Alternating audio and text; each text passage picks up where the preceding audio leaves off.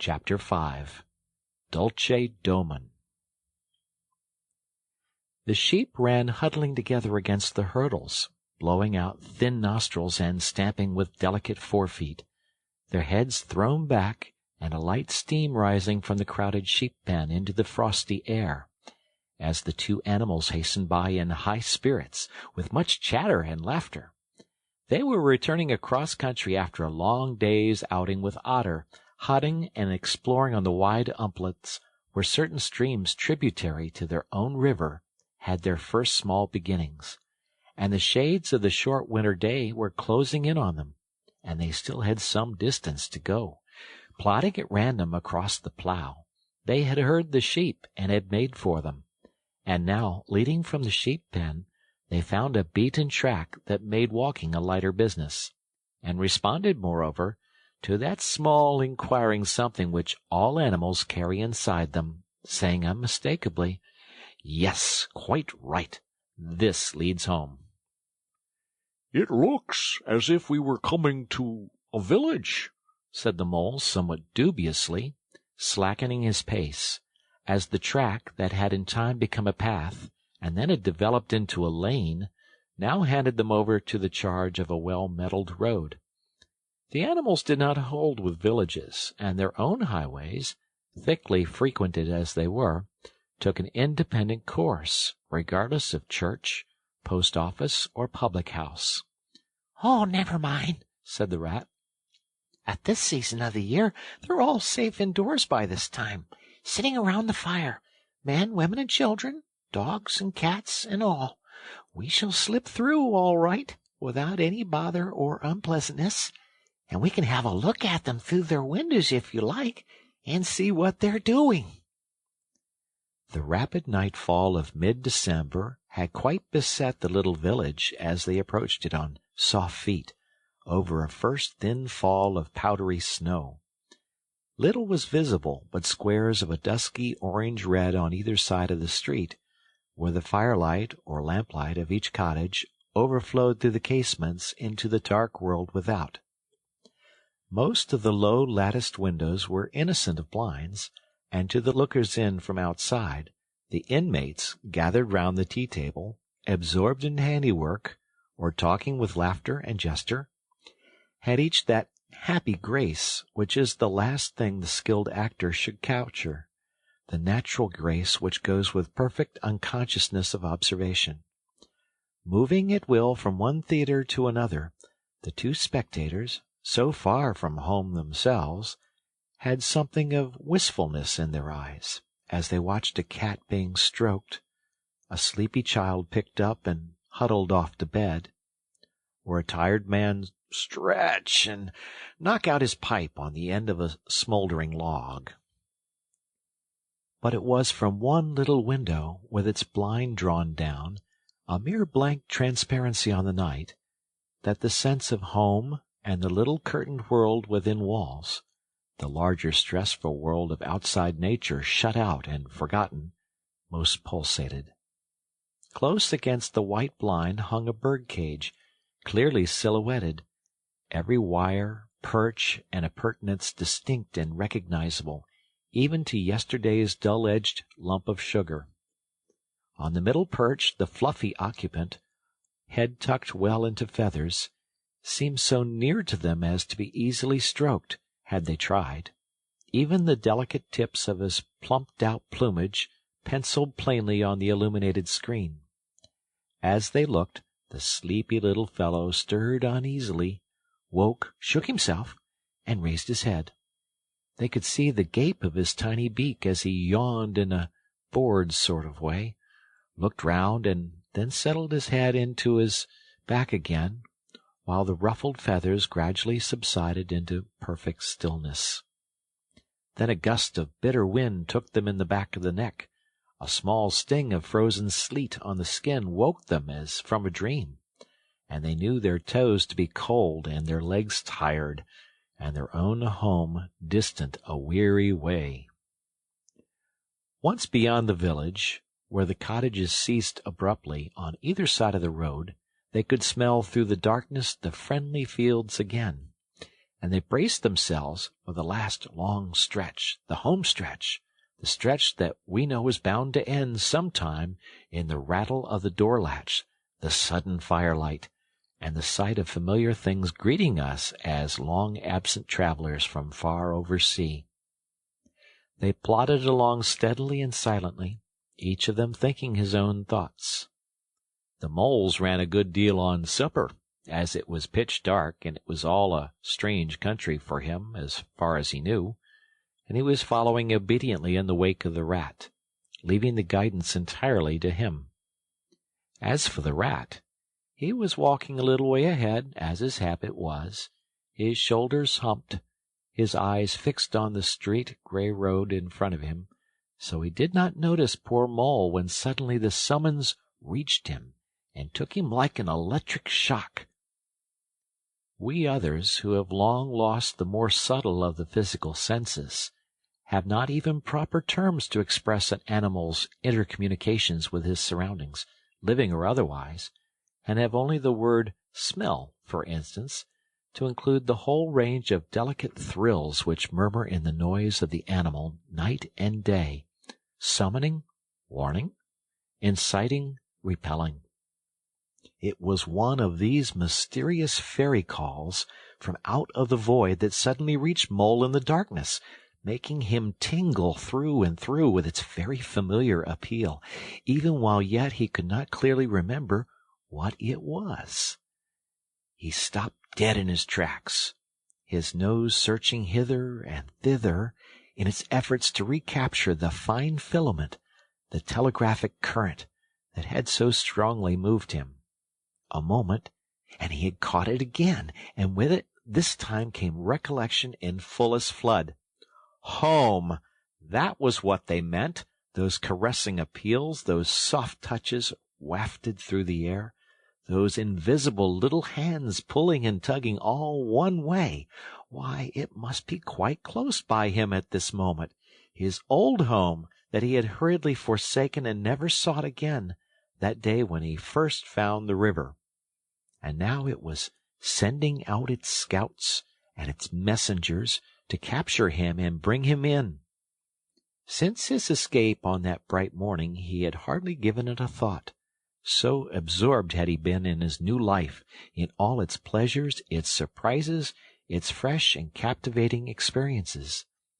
Now, with a rush of old memories, how clearly it stood up before him in the darkness, shabby indeed, and small and poorly furnished, and yet his, the home he had made for himself, the home he had been so happy to get back to after his day's work.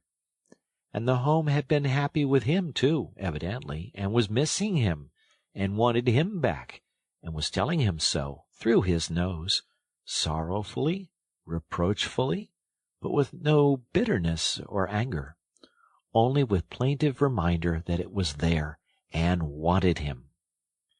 The call was clear, the summons was plain. He must obey it instantly and go. "Ready!" he called, full of joyful excitement. "Hold on! Come back! I want you, quick!" "Oh, come along, Mole, do," replied the rat cheerfully, still plodding along. "Please stop, Ratty!" pleaded the poor mole in anguish of heart. "You don't understand. It's my home, my old home. I've just come across the smell of it, and it's quite close by here, really quite close. And I must go to it. I must. Oh, come back, Ratty. Please, please come back."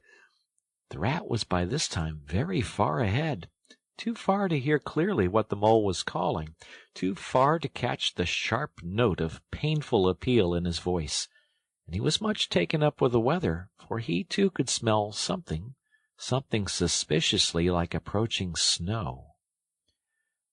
"Mole, we mustn't stop now, really," he called back.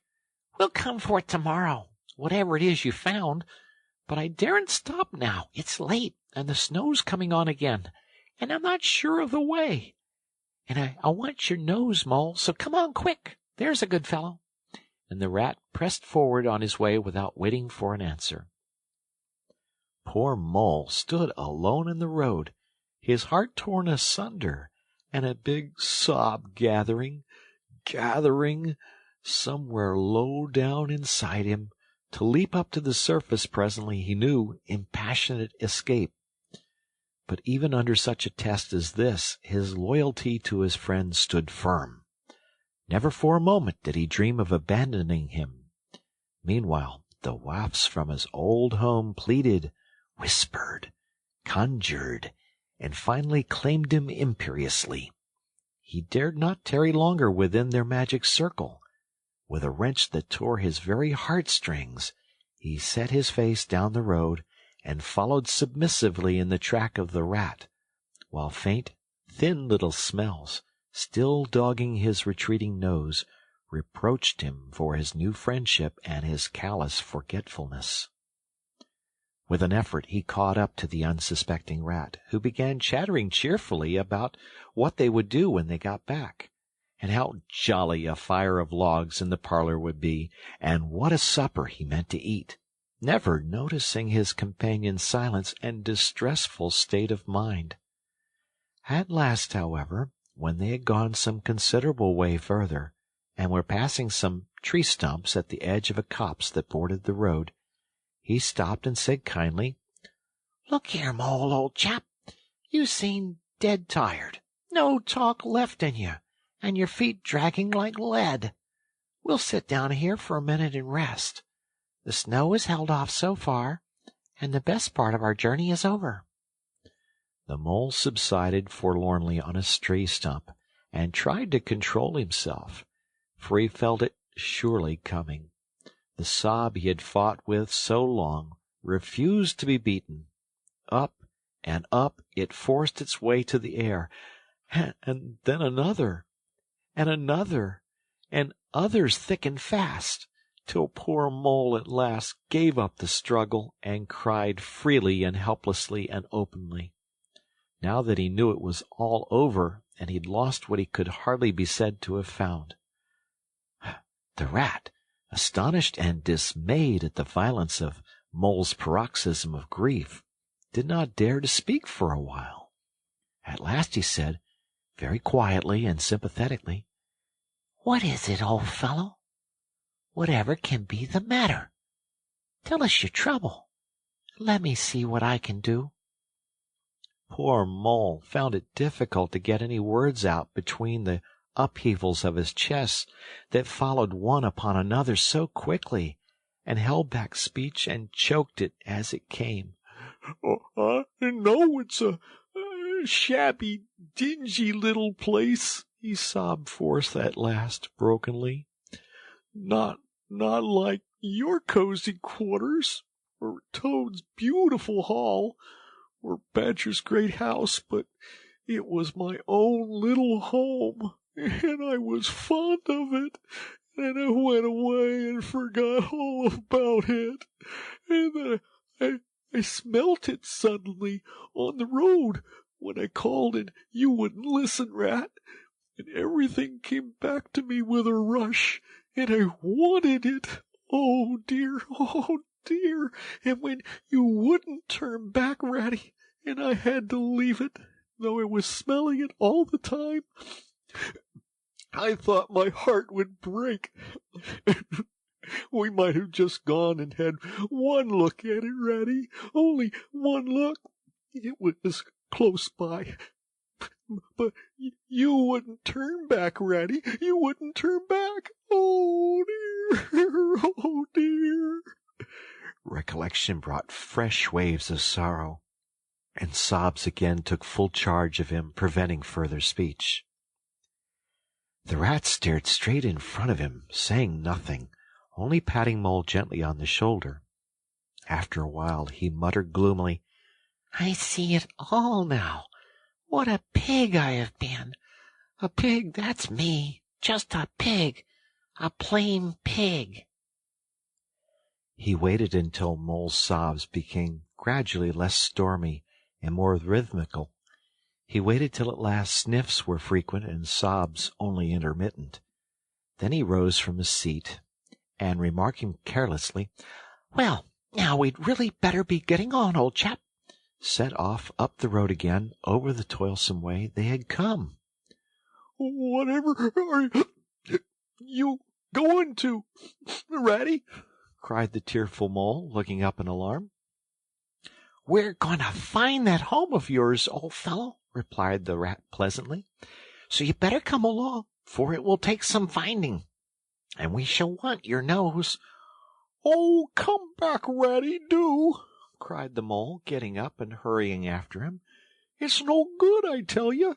It's too late and too dark, and the place is too far off, and the snow's coming, and I never meant to let you know I was feeling that way about it. It was all an accident and a mistake. And think of Riverbank and your supper." "Hang Riverbank and supper, too," said the Rat heartily. "I tell you, I'm going to find this place now if I stay out all night. So cheer up, old chap, take my arm, and we'll very soon be back there again." Still snuffling, pleading, and reluctant, Mole suffered himself to be dragged back along the road by his imperious companion, who, by a flow of cheerful talk and anecdote, endeavored to beguile his spirits back and make the weary way seem shorter. When at last it seemed to the Rat that they must be nearing that part of the road where the Mole had been held up, he said, "Now, no more talking. Business. Use your nose and give your mind to it." They moved on in silence for some little way, when suddenly the Rat was conscious, through his arm that was linked in Mole's, of a faint sort of electric thrill that was passing down that animal's body. Instantly he disengaged himself, fell back a pace, and waited, all attention. The signals were coming through. Mole stood a moment rigid, while his uplifted nose, quivering slightly, felt the air. Then a short, quick run forward, a fault, a check, a try back, and then a slow, steady, confident advance. The Rat, much excited, kept close to his heels as the Mole, with something of the air of a sleep-walker, crossed a dry ditch, scrambled through a hedge, and nosed his way over a field open and trackless and bare in the faint starlight. Suddenly, without giving warning, he dived, but the Rat was on the alert, and promptly followed him down the tunnel to which his unerring nose had faithfully led him. It was close and airless, and the earthy smell was strong, and it seemed a long time to Rat ere the passage ended and he could stand erect and stretch and shake himself. The Mole struck a match, and by its light the Rat saw that they were standing in an open space neatly swept and sanded underfoot, and directly facing them was Mole's little front door, with Mole End painted in Gothic lettering over the bell-pull at the side. Mole reached down a lantern from a nail on the wall and lit it, and the Rat, looking round him, saw that they were in a sort of forecourt. A garden seat stood on one side of the door, and on the other a roller, for the Mole, who was a tidy animal when at home, could not stand having his ground kicked up by other animals into little runs that ended in earth heaps. On the walls hung wire baskets with ferns in them, alternating with brackets carrying plaster statuary, Garibaldi and the infant Samuel, and Queen Victoria, and other heroes of modern Italy. Down on one side of the forecourt ran a skittle alley, with benches along it and little wooden tables marked with rings that hinted at beer mugs. In the middle was a small round pond containing goldfish and surrounded by a cockle-shell border. Out of the center of the pond rose a fanciful erection clothed in more cockle-shells and topped by a large silvered glass ball that reflected everything all wrong and had a very pleasing effect. Mole's face beamed at the sight of all these objects so dear to him, and he hurried Rat through the door, lit a lamp in the hall, and took one glance round his old home. He saw the dust lying thick on everything, saw the cheerless, deserted look of the long-neglected house, and its narrow, meagre dimensions, its worn and shabby contents, and collapsed again on a hall chair, his nose to his paws. "Oh, Ratty!" he cried dismally. "Why ever did I do it? Why did I bring you to this poor, cold little place on a night like this, when you might have been at Riverbank by this time, toasting your toes before a blazing fire, with all your own nice things about you?" The rat paid no heed to his doleful self-reproaches. He was running here and there, opening doors, inspecting rooms and cupboards, and lighting lamps and candles and sticking them up everywhere. "What a capital little house this is!" he called out cheerily. "So compact, so well planned. Everything here and everything in its place. We'll make a jolly night of it. The first thing we want is a good fire. I'll see to that. I always know where to find things. So this is the parlor. Splendid! Your own idea, those little sleeping bunks in the wall? Capital! Now, I'll fetch the wood and the coals, and you get a duster, Mole. You'll find one in the drawer of the kitchen table. And try and smarten things up a bit. Bustle about, old chap." Encouraged by his inspiriting companion, the mole roused himself and dusted and polished with energy and heartiness, while the rat, running to and fro with armfuls of fuel, soon had a cheerful blaze roaring up the chimney. He hailed the mole to come and warm himself, but Mole promptly had another fit of the blues, dropping down on a couch in dark despair and burying his feet in his duster. "Rat!"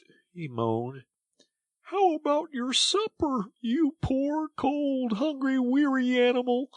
I've nothing to give you, nothing, not a crumb." "What a fellow you are for giving in," said the rat reproachfully. "Why, only just now I saw a sardine opener on the kitchen dresser, quite distinctly. And everybody knows that means there are sardines about somewhere in the neighborhood. Rouse yourself, pull yourself together, and come with me and forage." They went and foraged accordingly, hunting through every cupboard and turning out every drawer. The result was not so very depressing after all, though of course it might have been better. A tin of sardines, a box of captain's biscuits nearly full, and a German sausage encased in silver paper. "There's a banquet for you," observed the rat as he arranged the table. "I know some animals who would give their ears to be sitting down to supper with us tonight." "No bread," groaned the mole dolorously. "No butter, no—" "No pâté de foie gras, no champagne," continued the rat, grinning. "And that reminds me, what's that little door at the end of the passage? Your cellar, of course. Every luxury in this house. Just you wait a minute."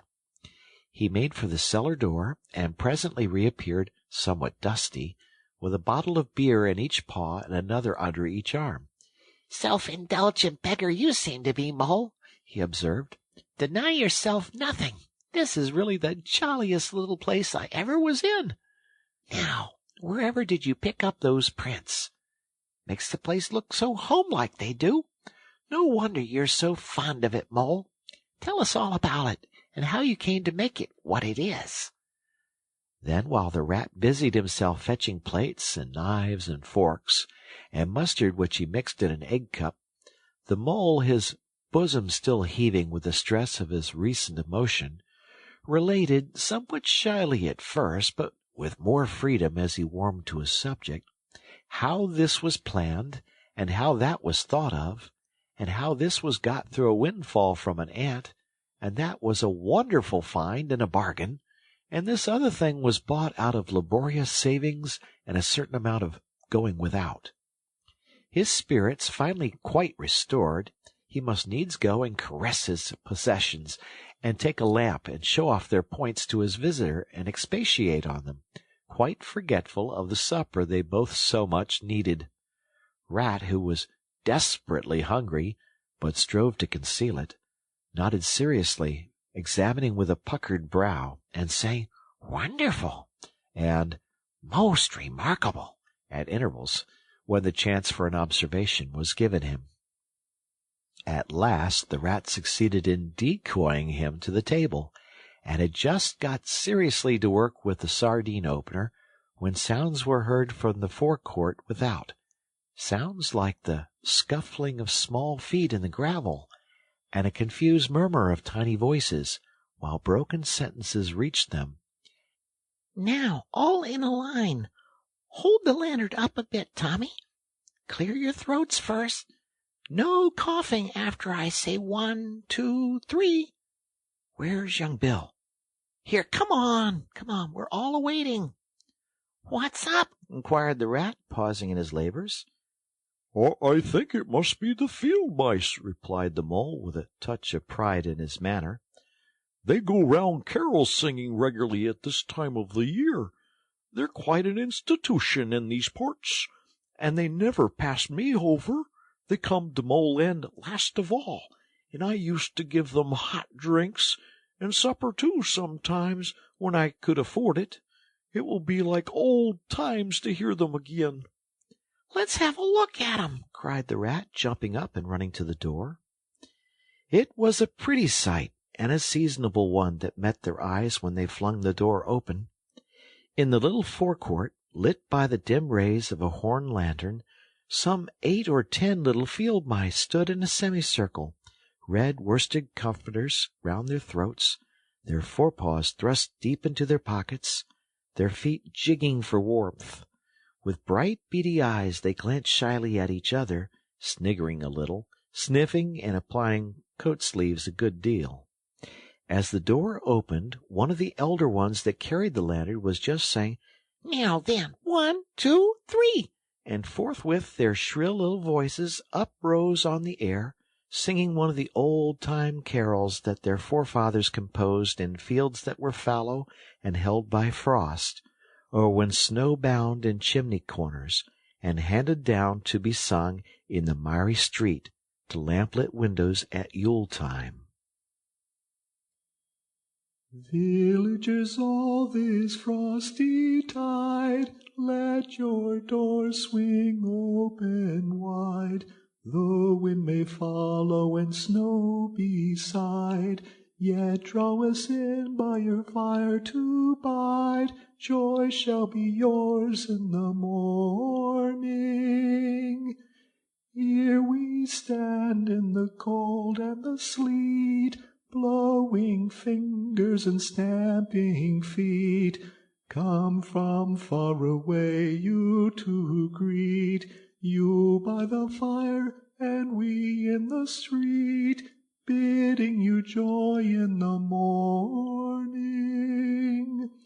For ere 1/2 of the night was gone, sudden a star has led us on, raining bliss and benison, bliss tomorrow and more anon, joy for every morning. Goodman Joseph toiled through the snow, saw the star o'er a stable low. Mary she might not further go, welcome thatch and litter below. Joy was hers in the morning. And then they heard the angels tell, who were the first to cry Noel. Animals all, as it befell, in the stable where they did dwell. Joy shall be theirs in the morning.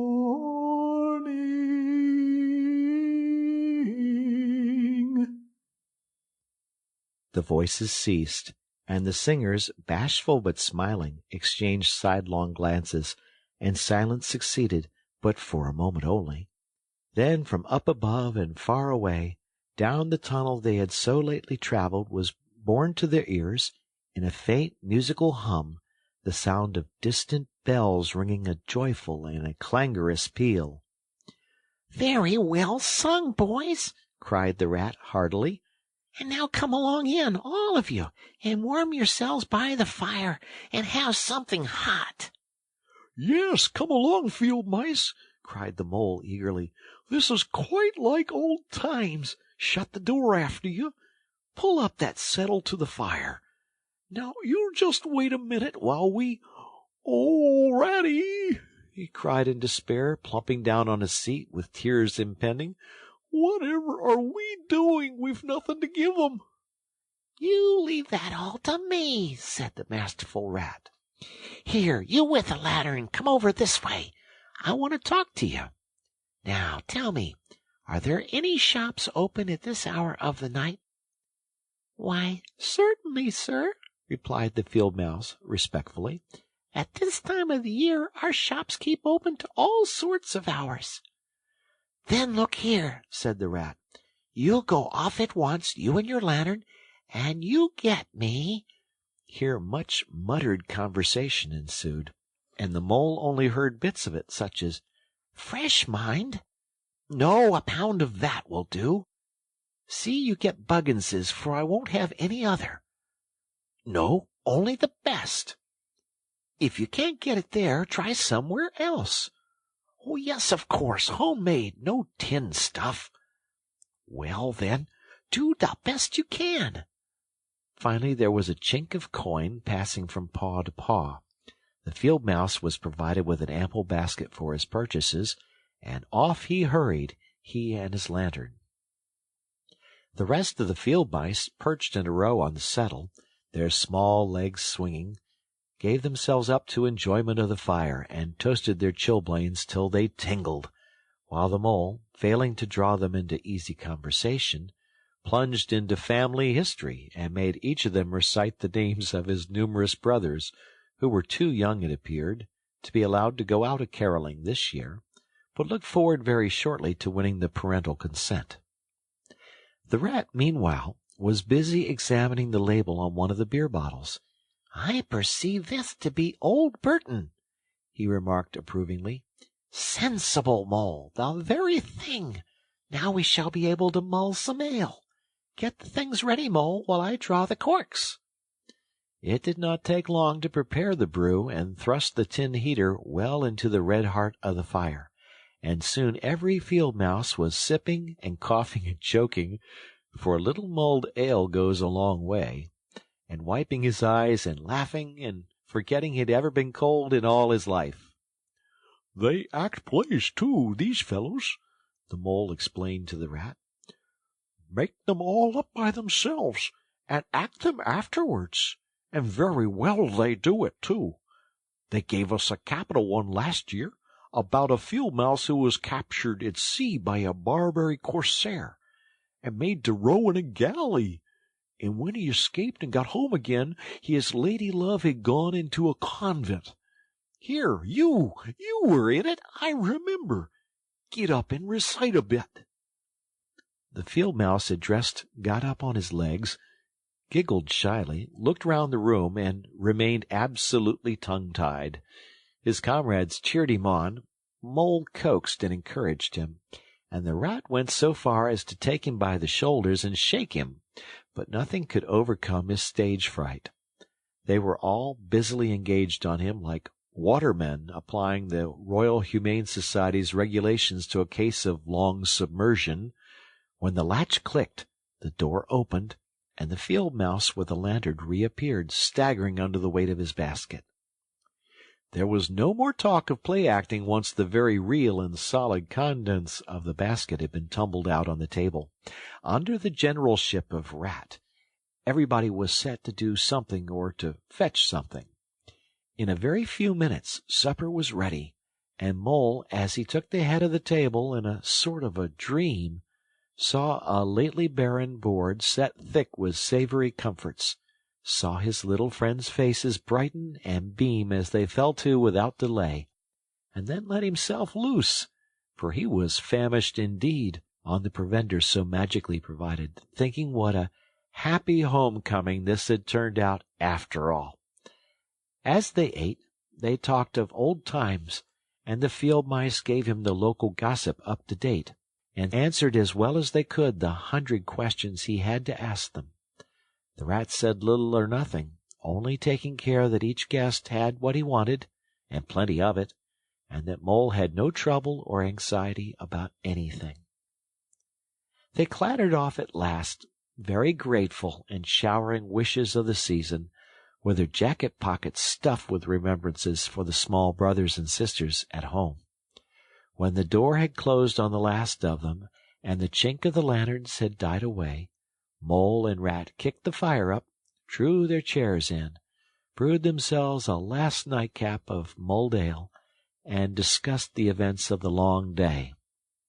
At last the Rat, with a tremendous yawn, said, "Mole, old chap, I'm ready to drop. Sleep is simply not the word. That's your own bunk over on that side? Very well, then, I'll take this one. What a ripping little house this is. Everything's so handy." He clambered up into his bunk and rolled himself well up in the blankets, and slumber gathered him forthwith, as a swath of barley is folded into the arms of the reaping machine. The weary Mole also was glad to turn in without delay, and soon had his head on the pillow, in great joy and contentment. But ere he closed his eyes, he let them wander round his old room, mellow in the glow of the firelight that played or rested on familiar and friendly things which had long been unconsciously a part of him, and now smilingly received him back without rancor. He was now in just the frame of mind that the tactful Rat had quietly worked to bring about in him. He saw clearly how plain and simple, how narrow even, it all was, but clearly, too, how much it all meant to him, and the special value of some such anchorage in one's existence. He did not at all want to abandon the new life and its splendid spaces, to turn his back on sun and air and all they offered him and creep home and stay there. The upper world was all too strong. It called to him still, even down there, and he knew he must return to the larger stage. But it was good to think he had this to come back to, this place which was all his own, these things which were so glad to see him again, and could always be counted upon for the same simple welcome. The end of chapter 5.